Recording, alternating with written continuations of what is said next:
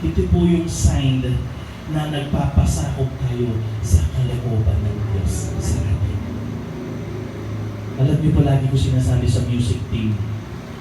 Sa music team, may mga bago tayo. Palakpakan po natin yung mga bagong member. Sino pa po gusto sumali sa maging member sa music team? Si Brother Melvin gusto niya sumali sa music team ulit. Sino po gustong sumali sa music? Wala pong problema yan. Kahit sabihin mo mang, hindi naman ako pwede, hindi ako marunong. Wala pong tao na talagang marunong na agad. Lahat kami nag-umpisa sa music, hindi kami marunong. Kasi kaya nga po tayo nagpa-practice para matuto tayo. Sa music team po, mahirap maging miyembro ng music team kung ayaw mong sumunod sa mga tinuturo sa'yo ng mga kasama mo. Hanggang sa araw na ayaw mo nalang sumali. Kasi po, halimbawa nagpa-practice tayo, lalo-lalo na pagdating sa tono. Pagdating sa tono kami sa music team, pag nagpa-practice po kami talagang stricto tayo sa mga tono. Stricto tayo sa pagsunod. Yung timing, kasi gusto natin maging maayos. Parang tayong mga leaders, hindi lang po sa music team, tayong mga leaders. Pag meron po tayong pinagsabihan or pinag-usapan, pinagkasunduan, dapat sundin po natin. Kasi kung ayaw nating sundin yun, ayaw nating magpasako sa leader natin, especially sa pastor natin. Pag may sinabi ang pastor natin, dito ka! Kadalasan sa atin, ayoko. Diba? Ganito gawin mo, huwag mong gagawin yun. Alam niyo naman po mga leaders natin, anointed by God yan. Kung anong sinabi ng mga leaders natin, galing din po ito sa ating Panginoon. So sa music team, sabi po, meron akong narinig sa music team na ng ibang mga miyembro, si Brother Ricky masyadong stricto. Maya kinokorek na kami, masyado siyang stricto. Hindi niya tinitignan yung puso ko. Alam niyo po ba, sa music team, opo, kailangan ng puso. Siyempre, andun yung damdamin mo. Pero mas kailangan din po yung boses at saka yung tamang pagbigkas. Kaya, I encourage sa music team. Kaya nga kami po sa music team, bago mag-practice, binibigay yung agad yung line-up. Kasi nga, para mapag-aralan kung paano bibigkasin, kung paano tutugtugin. Kami din kukunin namin yung mga chords. Alam niyo, mahirap din naman po yun. Kukunin namin, kumbaga, pag-aaralan namin. So, para pagdating ng Sunday, i-deliver ng music team mo, wow, blessed na blessed ang mga nito. Kamukha nang nangyari kanina, blessed na blessed tayo lahat. At lalo na na-bless ang ating Panginoon. Pero sabi po ng isa, wala pa ako sa music team ako. Ang sabi po ng isa, si Brother Ricky, ang boses ko lagi tinitignan niya Bakit yung puso ko hindi niya tinitignan? Una sa lahat, hindi ko nakikita ang puso mo, kapatid. Pangalawa na naririnig ko yung boses mo. Pag naririnig namin ang pagtugtog mo. Sa music team criteria po is hindi spot yung maganda ang boses mo o maayos ang boses mo. Ang importante, sumusunod tayo sa tamang proseso. Importante, sumusunod tayo. Susundin natin. Kahit gaano kataas ang boses mo, kung ang chords mo, halimbawa, isa kang babae, singer ka, nasa chords of P or nasa chords of G, huwag mong sasabihin na nasa falsetto side ka, pero ang boses mo, ang tono mo, susundin mo kung ano yung nasa tono. Kaya kami po mga song leader, si Brother Manny madalas nasa E chords yan. Si Brother Richard nasa G yan, si Brother Melvin G din yan. So hindi kami tugma-tugma. Pero kung ano yung chords doon, yun ang susundin. Huwag yung bibiglain mo. Si Brother Mon, kanina alam ko naka-G siya. Brother Aldrin G ba yun? Naka-G ka kanina, oh. Why? Sorry. Okay, basahin po natin yung verse 2. Meron pa tayo dyan. Mabilis. Sinabi ni Yahweh kay Joshua, Kumuha ka ng batong matalim, gawin mong panghiwa at tulingin mo yung mga kalalakihan ng Israel. Ganon din ang ginawa ni Joshua. Sorry, mali yung... tinuli niya ang mga lalaki sa isang lugar na tinawag na buhol ng pagtutuli.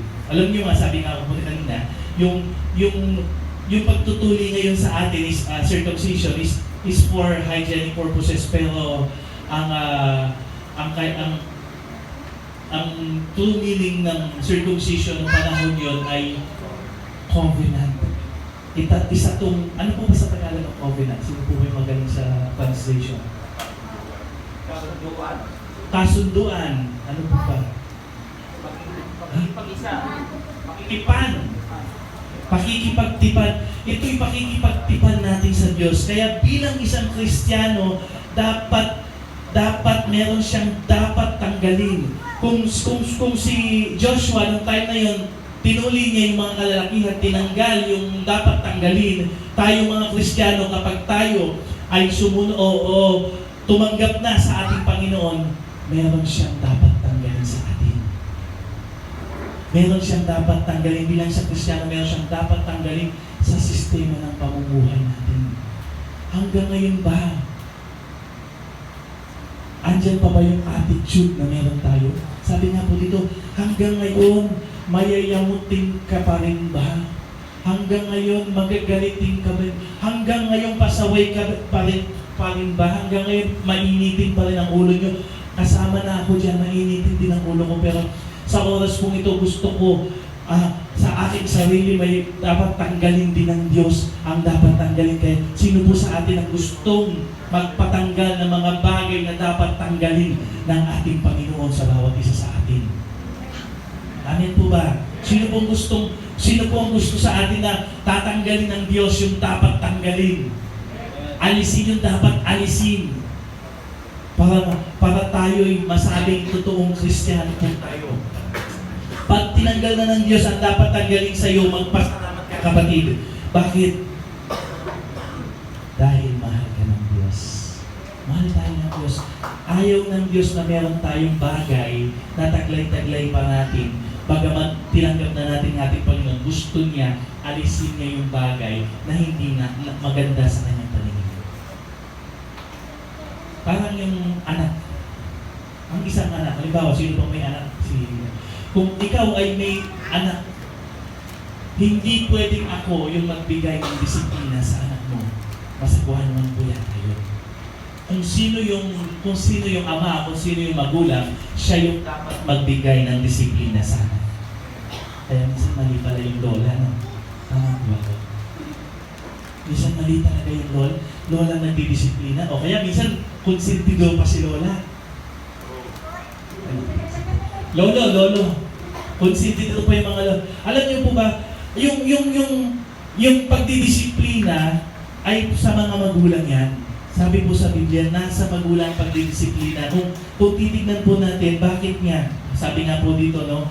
Ang mga anak lamang ang pinagsasabihan ng mga magulang. So, pag pinagsabihan ka ng Diyos, maging pinagsabihan ka ng pastor, pinagsabihan ka ng mga leader, huwag mong sabihin pinaghagalitan ka. Ang ibig sabihin ng mahal ka nila. Mahal kita. Mahal ka ni pastor, mahal ka ni tatay, mahal ka ni nanay. Huwag niyo pong sabihin na kung pinagalitan. Alam po natin, masakit man ito, pero alam mo para ito sa ikabubuti mo. Sa ikabubuti ng iyong spirito, sa aspeto ng buhay mo. Amen po ba? Ito'y para sa ikabubuti ng bawat isa. Kaya, mga kabataan, pag pinagsabihan po kayo, huwag kayong magagalit. Kaya kayo pinagsasabihan. Maging kami sa trabaho, kaya kita pinagsasabihan kasi hindi mo ginagawa yung pinagagawa ko. Hindi kita pagsasabihan, o kaya hindi kita pagsasabihan kung ayaw kong ituwid ka, hayaan lang kita, bahala ka sa buhay mo. But I wanted to say something from you, or sasabihin ko yung mga dapat kong sabihin kasi gusto ko maituwid ka. Diba? Sabi nga po, ulitin na yung verse 7. Meron ba tayong verse 7 dyan? 7 lang. Ang kanilang mga anak na lalaki na humalili sa kanilang ang tinuli ni Joshua sapagkat ang mga ito'y hindi tinuli sa panahon ng paglalakbay. Siyempre nga naman po, hindi sila nilinis nung time na yon. Napakahirap nga naman during ang paglalakbay mo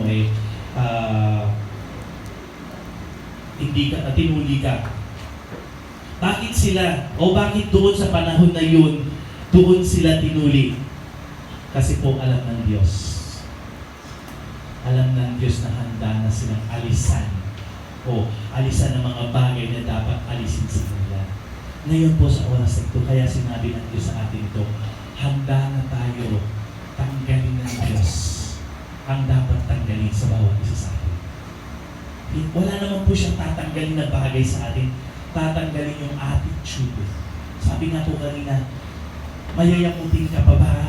Painitin ang ulo mo, konting bagay lang, magdadabog ka na, something like konting nakapagsalita lang sa'yo, meron ka nang babalik ka ng salita, lalo na pag nakataligod yung tao, yan ang kailangan alisin ng Diyos sa bawat isa sa atin. Kasi pag hindi niya inalis ng Diyos sa atin yan, hindi po niya tayo mahal.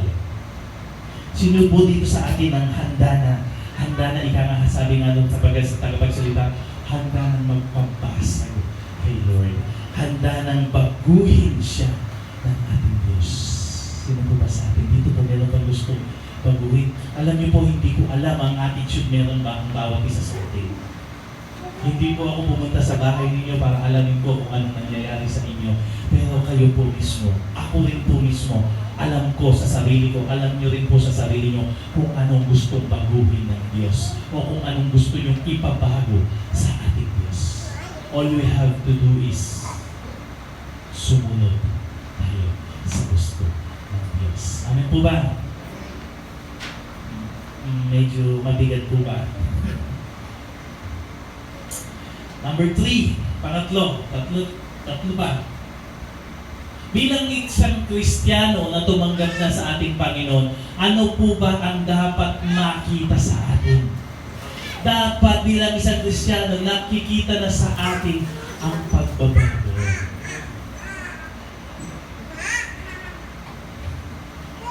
Noong tinanggap po natin si Jesus bilang Diyos natin at sariling tagapagligtas, ikita na ba natin sa iyo ang pagbabago sa buhay mo? O ganun pa rin? Sabi nga po sa kwento ng isang bata at saka isang nanay, sabi po niya, tapos na yung service na ganito. Ang sabi po ng bata, dito muna tayo sa church na. Sabi ng nanay, bakit ayaw mo pang umuwi? Nay, dito na lang tayo. Bakit pala ayaw pang umuwi ng bata? Dahil po, simple lang naman ang po kanyang sinagot. Kasi pag dito ka sa church, pakakabit mo. Pero pag nandun ka sa bahay, naku po. Ganun po ba tayo, mga magulang? Hindi. Wala nang kapratan pagdating sa bahay. Pero pag nasa church, kung todo taas tayo ng kamay, pero pagdating sa bahay, tumigil ka dyan! Pagdating sa bahay, konting salita lang. At tawag dito, kulang na lang lumabas si Lion King. Sino pa? Si Tiger. Si Tiger Woods. Bilang isang Kristiyano, gusto ng Diyos, ipakita natin na tayo po ay nagbago. Ipakita po natin na tayo ay binago ng ating Panginoon. Basahin po natin verse 4 hanggang 6. Dito na lang ako magbabasa. Ginawa niya ito sapagkat namatay na ang lahat ng mga kalalakihan o ang mga lalaki na may sapat na gulang upang makipagdigma sa panahon ng paglalakbay noong sila'y umalis sa Ehipto o sa Egypt.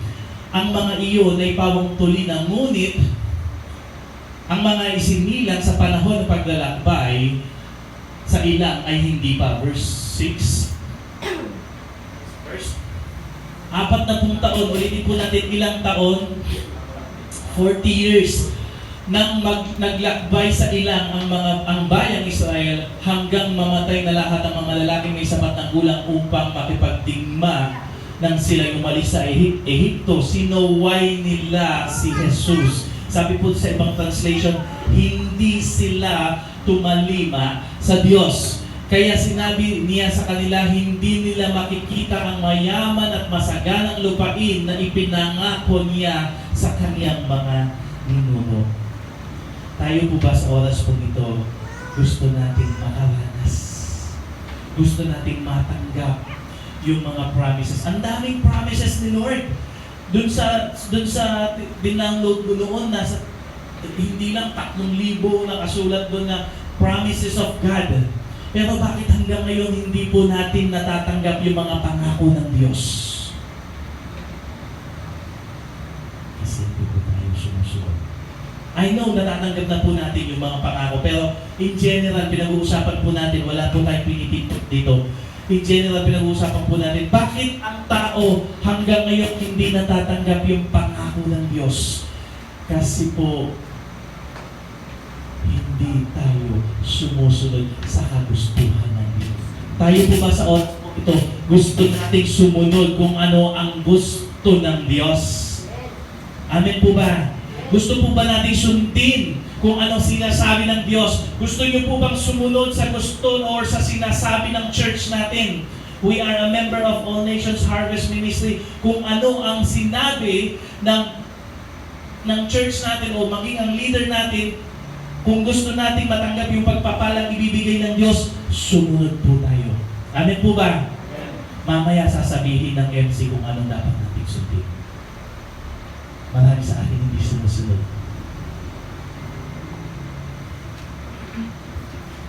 Mamaya malalaman po natin kung ano yun. Masa na? Bilang isang Kristiyano, nakikita na ba ang pagbabago sa atin? O mas gusto pa rin natin? Mas gusto pa natin manatili yung kung sino tayo. Brother Ricky, eto na ako eh. Brother Ricky, eto na expression ko. Gulatin mo isa-isa sa atin, may mababanggit na hindi maganda. Lalo na yung pagulat. Ay! Ano po? Bulaga! Tatawagin si Jose Maria at saka si Jesus. Bilang isang Kristiyano, hindi na po natin kailangan bigkasin yung mga bagay na minsan nga, pati nga pusa. Minsan nga may mga bagay pang sasabihin natin na sorry pero bad words pa. Tama po ba? Bilang isang Kristiyano, wala niya. Makikita na po sa atin yung pagbabago. Titignan na ng Diyos, paano tayo ma-identify na Christian kung hanggang ngayon wala pa po yung pagbabago sa buhay natin. Bilang isang Christian, makikita ng ibang tao na ito, si Sister Tess, bagong Kristiyano. Kasi alam ko, ang laki ng kanyang pinagbago. Pero kung si Brother Ricky, walang pagbabago hanggang sa ngayon, Kristiyano ba yan? Hindi nagbabago. Sabi nga po dito, bilang isang Kristiyano, makikita sa atin ang pagbabago. Yung mga bagong sinircumcise o bagong tinuli ng panahon ng paglalakbay, after ng paglalakbay, ng pagtawid nila sa Jericho, na sila lang, kasi namatay na lahat yung mga nauna sa kanila, sila lang ang umani ng lumpang pangako ng Diyos kasi sila lang po ang sumunod. Kaya sa oras po nito, kung gusto natin na matanggap natin ang pangako ng Diyos, isa lang ang susiyan, ang pagsunod sa kagustuhan ng Diyos. Amen po ba? Number 4. Listen. Sabi po dito, magpagaling muna bago sumabak. Merong marami sa atin kasi minsan, yung tinanggap natin ang ating Panginoong Jesucristo, pero binago ka na nga ng Diyos. Tago ka na. Pero gusto mo agad, pupuntahan ko yung mga kabarkada ko, pupuntahan ko yung mga kaibigan ko, ipapahayag mo ang salita ng Diyos. Pero deeply inside, nahihirapan ka na pag napunta ka doon, magagaya ka ulit sa kanila. For example, mga barkada mo sugalero. Uso pa kami, may mga online sabong pa ngayon. Ngayon, kung ikaw binago ka ng Diyos at hindi ka nagsusugal, huwag kang pupunta sa lugar na yon na sisiguraduhin, baka naman pagdating mo doon, mapataya ka ulit. Let's say, mga nagiinom. lasenggo. Huwag mong yayayain yung mga kaibigan mo na alam mo na magiinuman sila pagkatapos sasabihin mo, binago na ako ng Diyos. Huwag po yun. Kasi baka mapainom ka rin. Mapag-shot ka, hindi mo mapagtanggihan ka nga. Sa verse 8, basahin po natin ang verse 8. Matapos tuliin ang mga lahat ng kalalakihan na natili sa kampo ang buong bayan hanggang sa gumaling ng mga sugat.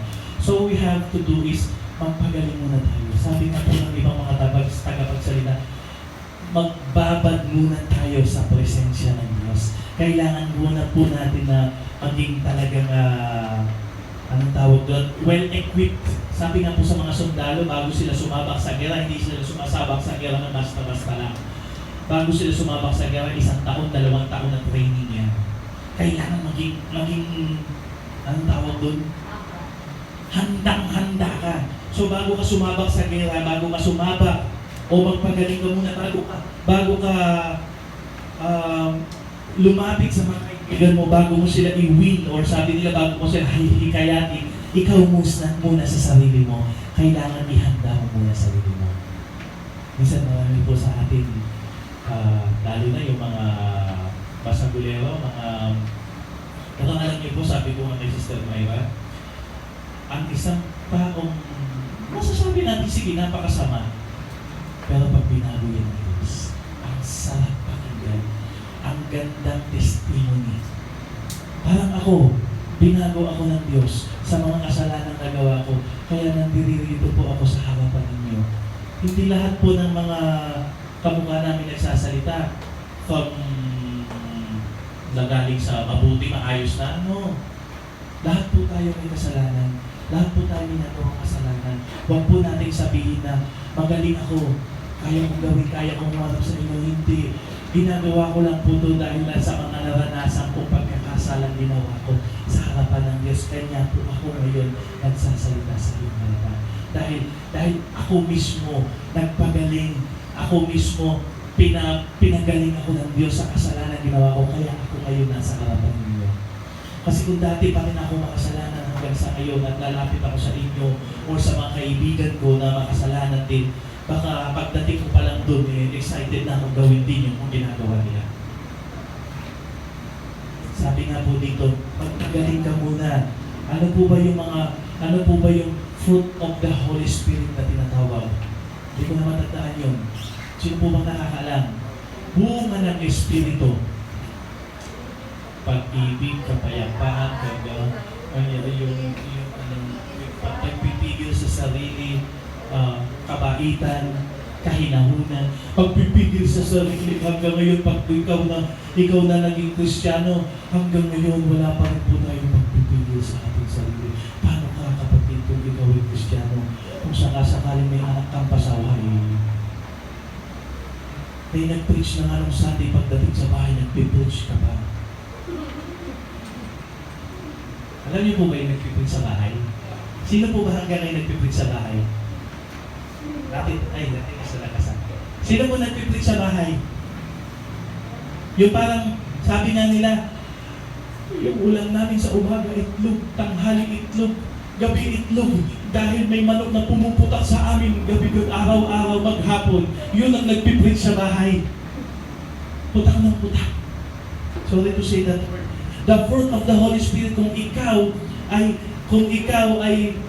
tunay na binago ng Diyos, nasa sa iyo yung fruit of the Holy Spirit, nasa sa iyo yung bunga. Tayo pong nagsabi kanina, hindi ko matandaan, dahil isa lang natandaan ko, sinabi ni Ate Tess, pagpipigil sa sarili, kahit gaano ka pasawa yung anak natin, kung kahit gaano ka sakit sa ulo yung mga anak natin, kapatid, huwag mong gagawin na ikaw mismo ang maging hudyat ng pagkakasala pa ng iyong anak na mag-rebelde sa iyo. Quiet. Sabi nga niya, pagpipigil sa sarili. Kaya kailangan natin magpagaling bago tayo sumabak. Kasi ang dami, sa bahay lang, sa labas lang, ang dami nating sinasabak. Kaya kanina, sabi po sa panalangin natin, hayaan mo, O Diyos, itong mensaheng ito na magamit namin para humayok sa mundo ito. Na panglima, Bilis, dalawa na lang. Inaalis na ng Diyos ang kahihiyan mo, bunga ng iyong pagsunod. Verse, saan ba na? Verse 5, verse 9 lang. At sinabi ni Yahweh kay Joshua o kay Josue, inalis ko na ngayon ang kahihiyan ng pagkaalipin ninyo sa Ehipto. Kaya ang lugar na iyon ay tinawag na Gilgal, magpahanggang sa ngayon. Tama po ba ako? Alam niyo po, pag tayo sumusunod sa ating Diyos, hindi natin alam, inaalis niya yung kahihiyan na meron tayo. Kayo, ako, may kahihiyan sa buhay ko. Meron akong hanggang ngayon, or sasabihin natin, kung inalis na ng Diyos lahat yun, pero sa atin ngayon, tayo pong lahat, meron pang mga bagay na hindi ka nais-nais sa ating Panginoon, sa harapan ng ating Panginoon. Pero kung tayo'y susunod sa Kanya, maiiwasan o makaalis na yan sa ating buhay. Aalisin yan ng Diyos sa atin. Sabi nga po, bakit sinabi ng Diyos na inalis ko ng kahihiyan ninyo sa paglabas niyo sa Ehipto? Dahil yung mga kabataan o yung mga bagong pinuli nun ay sumunod sila sa ating Diyos. Merong isang tao na nakapagsalita na sa aking mga kasalanan, pag ako pumasok sa simbahan, masusunog ako. Tama po ba yan? Ngayon narinig na po ba kayo gano'n? Parang hindi ba gano'n, di ba? Kahit sa pelikula lang. Pero kung sinunod mo yung, for example, in-invite ka ng asawa mo, in-invite ka ng kaibigan mo, tapos sasabihin niya, hindi yata ako pwede pumasok sa simbahan, masusunog ako. Alam niya sa sarili niya, marami siyang kasalanan. Amen po ba? Pero pag ikaw, kapatid, hindi naman nag-i-invite ang Diyos ng ikaw na walang kasalanan eh. Lahat tayo makasalanan. Yun nga ang gusto ng Diyos, magbalik loob tayo sa Kanya. Aalisin niya anumang merong kasalanan, meron ka sa oras kong ito. Aalisin ng Diyos kung anumang kasalanan meron tayo ngayon. Maging ako, aalisin ng Diyos yan.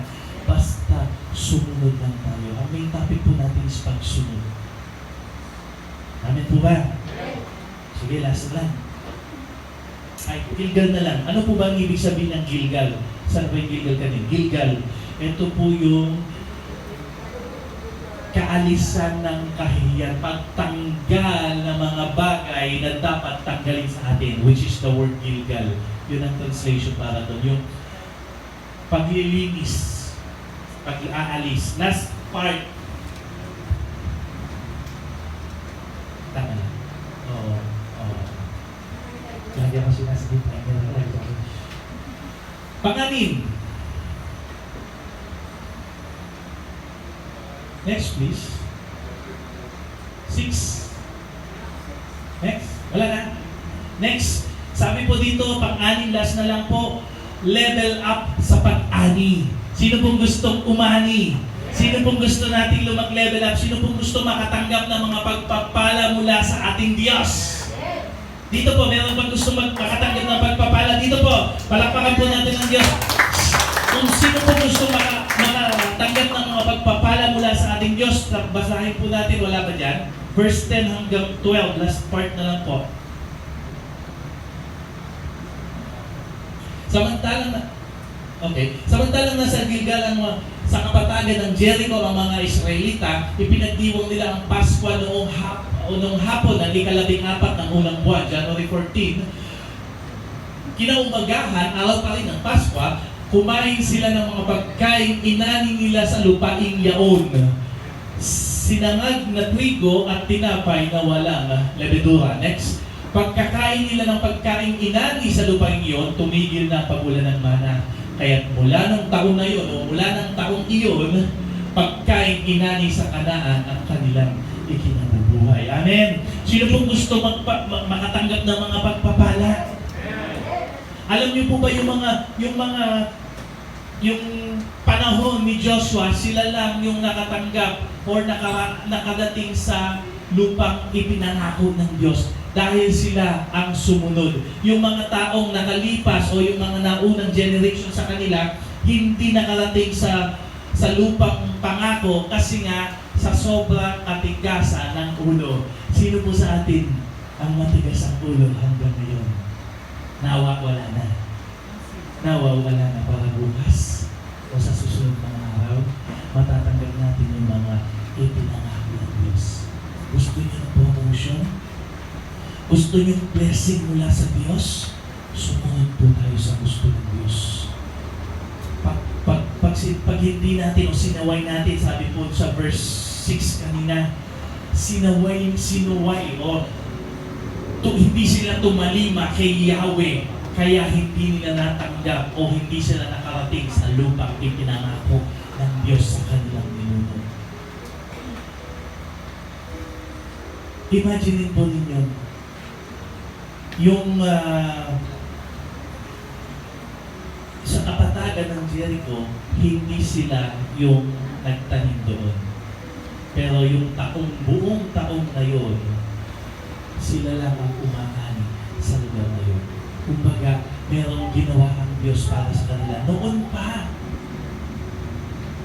pa kapatid, yung pagpapalang nakalaan para sa bawat isa sa atin, andyan na yan. Hindi lang natin matanggap-tanggap ng dahil kasi nga hanggang sa ngayon, hindi natin sinusunod ang ating Diyos. Hanggang ngayon, puro pasaway pa rin tayo. Hanggang ngayon, katikasan ng ulo.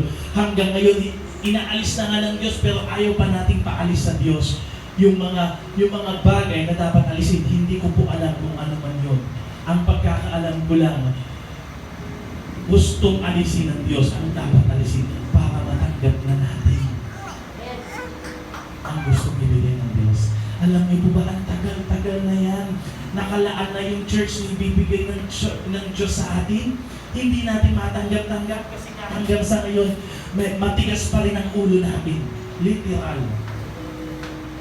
Sinabihan ka ng iyong leader, sinabihan ka ng pastor mo, pero ang dami mo pang sinasabi. Isa lang naman ang dapat nating gawin, sumunod ka lang. Sinabihan ka ng magulang mo, linisin mo yung ganito, ang dami natin sinasabi, ang dami pa nating nirereklamo ang muso natin. Pwede sabi nga ni pastora ng isang kakilala ko, pastor, pwedeng sabitan ng balde ang iyong muso. Isa lang naman sumunod ka lang. Sumunod ka lang po sa sinasabi ng Diyos. Sumunod lang po tayo. Mamaya sasabihin ng ating MC kung anong dapat natin sundin. Yun lang. Isang member sa music team, isa lang. Pag sinabi ng music team na eto gawin mo, eto ayusin mo, eto ganitong pagbigkas mo sa salitang yun, yun lang naman sumunod ka lang. Huwag mong ipilit gagawin ang puso kasi tinitignan Ang microphone nasa bibig, wala po sa puso. Ang puso po natin, nakatuon, alam ko na nakatuon sa ating Diyos. Pero pagdating sa music, hindi lang puso ang hinahanap dyan. Kailangan tama. Tama lahat. Hindi po pwede yung ikaw ang boses mo nasa papunta tayo norte, ang boses mo papuntang south. Kailangan tugma-tugma tayo. Kaya isang bagay na gusto nating matanggap yung pagpapala na gusto natin na ibigay ng Diyos sa atin. Isa lang ang ating gagawin. Sabi po, alam niyo po yung isang awit, wherever you go, wanna be by your side. Make me a servant, my heart ever true. Leaning to the cross, I'll follow you. I follow you. Tayo po'y tumayo. Amang Diyos, salamat po sa oras po ito. At patuloy kami Panginoon, na pinapaalalahanan mo sa aming buhay. Kaya po sinabi mo, Panginoon, kami ay susunod. Lord, sa oras po ito, sa panahon ito, mula sa araw nito, alisin mo na, O Diyos, ang katigasan ng ulo ng bawat isa sa amin